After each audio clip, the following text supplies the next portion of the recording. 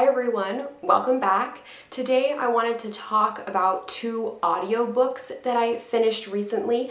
Both books are by Jane Harper, and they are the first two books in what is being called the Erin Falk series. These books are The Dry and Force of Nature. Both books follow federal agent Erin Falk. He works for the Australian Federal Police, and both books are mysteries that Erin gets involved with and eventually helps to solve. The Dry, which is the first book in this series, follows Erin as he goes back to his hometown of Kiwara, which is a fictional place that is about 5 hours outside of Melbourne, and he's going there to attend the funeral of his childhood best friend Luke, who has been accused of a double murder-suicide.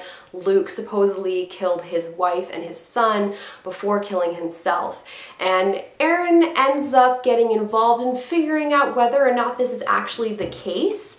And because he's back in his hometown for the first time in many years, it dredges up a lot of old memories. He sees a lot of people that he hasn't seen in a long time, so there's potentially something else from Erin's past that we're dealing with.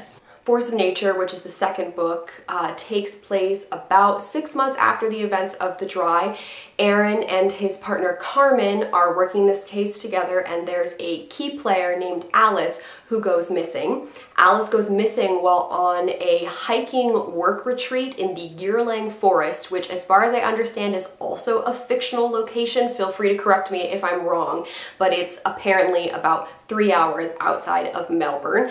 And Erin and Carmen go there to figure out if maybe Alice just went missing, hiked off the wrong trail, or if there's something more foul at play. The first thing I want to say is that because I listened to these as audiobooks and the books take place in Australia, the narrator was Australian, and it was so nice to listen to that accent. It's not an accent that I hear every day, and it was just really nice. Obviously, it's not something you would experience if you were reading the books, but if you do choose to listen to them, that's, in my opinion, a big highlight. Both books have a very similar style in which they're written, where you follow Erin in present day at that time as he's figuring things out, but they also both have lots of flashbacks to when the mystery is occurring, so you are following characters who were relevant to what's happening, and so you are slowly learning things about other characters, and you're figuring things out maybe as Erin's figuring them out. Sometimes you're getting extra information that Erin never knows,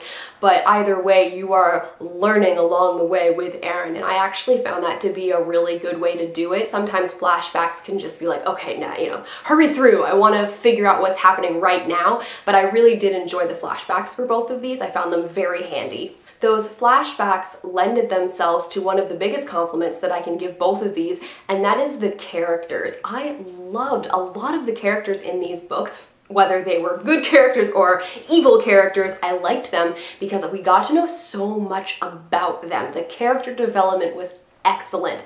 Erin is obviously the main character, so we follow him and we learn a lot about him, but we learned so much about the secondary characters, enough that I could understand their motivations, where they were coming from, and I think that's really saying something when you're working with one book. This isn't a series where all of the characters carry over into the next one, so these people that you meet in this one story, you really get to know them, and I just loved getting to get all the details about them, and those flashbacks were key in getting those details.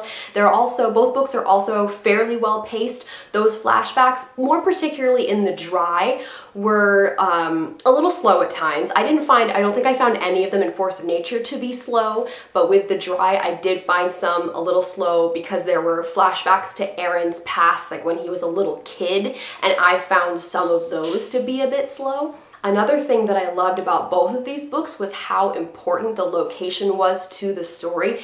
They both created such an interesting, intense atmosphere. With The Dry, Kiwara is sort of out in the outback, and it's experiencing a very severe drought. It's very hot, it's the Australian summer, and people are just roasting. There's sand and dirt whipping everywhere because the wind is, this hot wind is blowing across what it feels like a desert, even though it shouldn't be.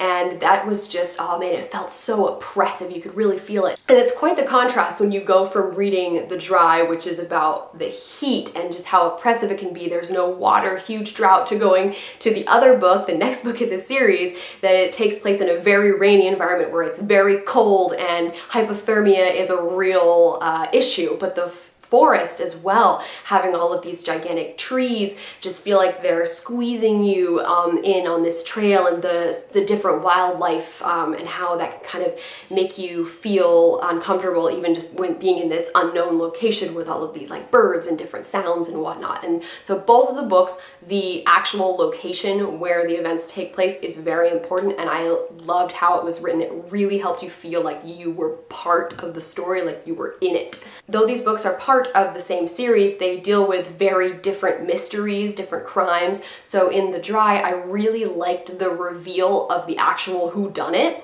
I really liked that. And then with Force of Nature, I wasn't so much concerned with the whodunit as the actual relationship that Alice has with the other employees that she's on this work retreat with. So there's a girls group and a guys group, and although I liked seeing the interactions of, you know, whatever, the very minimal interactions that there were between the guys and the girls, I really loved being in with those 5 females. So the flashback scenes with the 5 of them were key, and I really enjoyed getting to understand all of their relationships with each other. Both of these books I would like to give 4.5 stars to. I enjoyed both of them thoroughly. There were so many things that I loved about these books, from the actual storyline to the well-developed characters to the flashbacks most of the time, and just the locations themselves. Things I didn't really enjoy as much were the slower pacing with The Dry in some of those flashbacks, and then there also was a development of a relationship in Force of Nature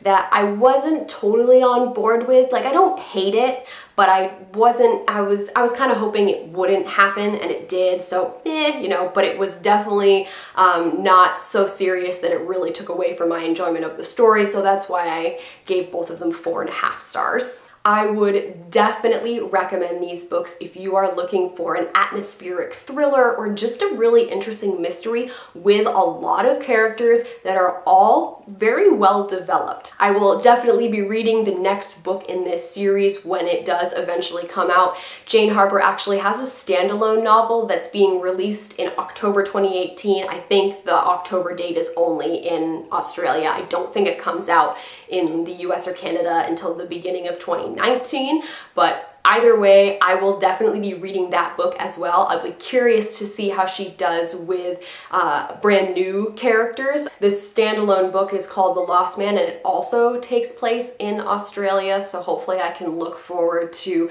listening to it on audiobook again and getting to hear that wonderful Australian accent. If you guys have read one, if not both of these books, definitely let me know what you thought of them down below. If you had particular characters that you really enjoyed, you can tell me as well. I'm curious to see who you guys might have really fallen in love with, even though they're only secondary characters, just because there are so many well-written ones. As always, all of our links are in the doobly-doo, so you can go check those out if you feel so inclined. Thank you guys very much for watching, and I'll see you later.